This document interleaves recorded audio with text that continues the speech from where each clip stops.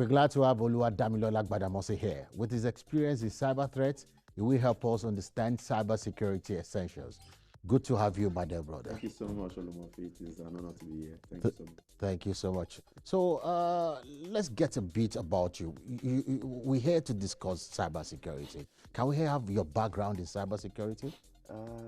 Yes, actually. So my background, I didn't just start from being a cybersecurity analyst, right? I started off from, from university, where I studied computer science.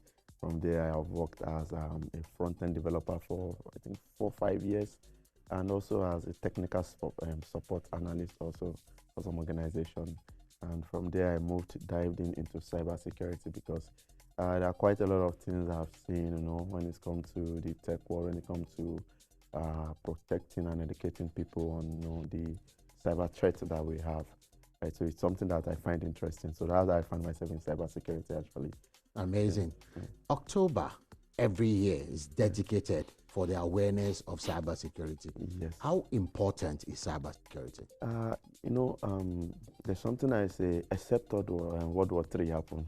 And if World War III happened, that is one of the first things that will be targeted is the internet, right? Meaning there might not be internet again.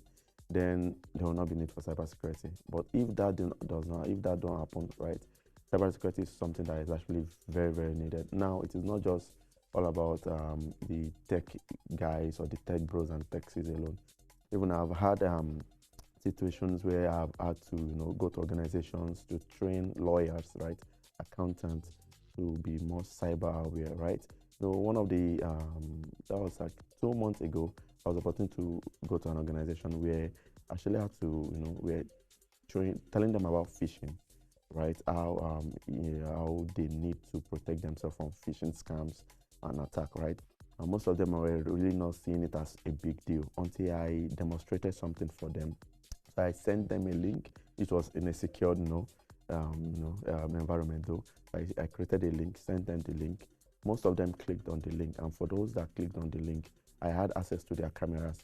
Even some of them that clicked no on the link, I still had access to their camera. All you need is the link. All I just need is the link. As long as they click no, there is an embedded link under the no that is still yes. So you are telling me you shouldn't just click? You shouldn't just click the link. Even you notice that most social media handles right now, especially WhatsApp and the likes, right, have tools, like they have some tools in their applications right now where you can just switch off links. So because sometimes when you want to, even as a cybersecurity analyst, when I want to test some links to check if they're malicious and stuff like that, and I'm testing it even in a secure environment, most times I deactivate my link clicking. So even when I make mistake to touch the link, it won't click, right? All I just need is just the link, and you have access to them. And when they saw that, a lot of them now believe that, oh my God, okay, these things are really happening. So right. all these, when you read, so links can come in different ways. Those are malicious links, and a lot of those links are always embedded with a lot of scripts, right? And thank God for a programming language like Python, right? Make it much more easier for programmers to be able to write a lot of malicious links, and good links also, like good scripts also that you could use for links and stuff like that. Although one of the reasons why that October is always important is really to educate people and let them know that when we say phishing is possible, when we say social engineering attacks are possible, when we say you need to protect your digital information, you need to protect your digital footprint, right? You need to protect your PII, those are your personal identifiable information, right? So they have to take it serious, because sometimes you might not be at the target for those threat actors. Your neighbor might be the target, while you might just be the channel. You just mentioned only the phishing, and for viewers, is the phishing the PH? No, yeah, the PHISING. How vulnerable are we? And can you give me some other ideas of how vulnerable we could be apart from the phishing? Okay, and something is happening. One of the very thing that is happening recently is the story about Microsoft ending the support for Windows 10, right? And I know that a lot of people will still want to be using Windows 10.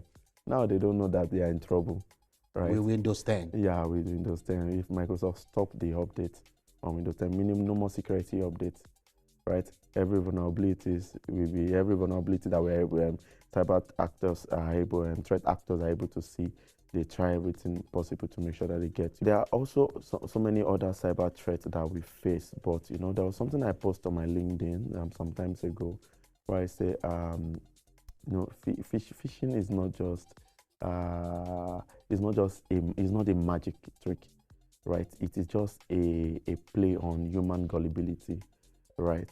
Nobody can just have access to your device like that without you giving access to them, right? Can I ask you a question right now? Now, Yes. okay, if you are with a pen right now and a book, and I ask you something, let's say, imagine the amount you want in your bank account right now is equivalent to your BVN number.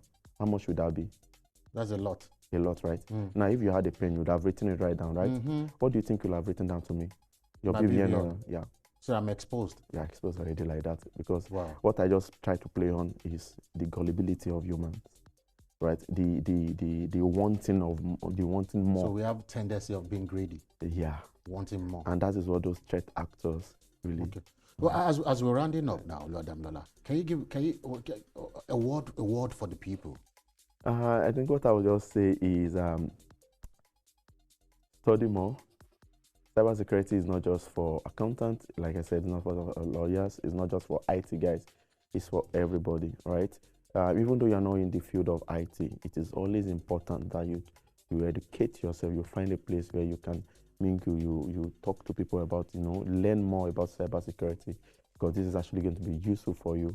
And you know, this is the age of Internet of Things. Those are the IoT devices. We have our smart TV, smart refrigerators, and a lot of those IoT devices, their firmwares are really up to date.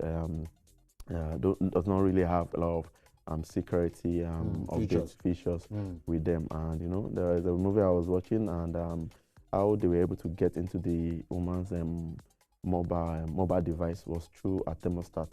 Thermostat, Yes. the thermostat you use in the house. The thermostat she used in the house. We got to go, because if you want to talk about cybersecurity, we need like 2 hours. Yes, you must agree. Thank you very much, my dear brother, for joining us. I'll call you more to discuss about this. Thank you so much. Thank you very much. Thank you so much, Olumofi. That's all we have on cybersecurity with Oluwadamilola Gbadamosi.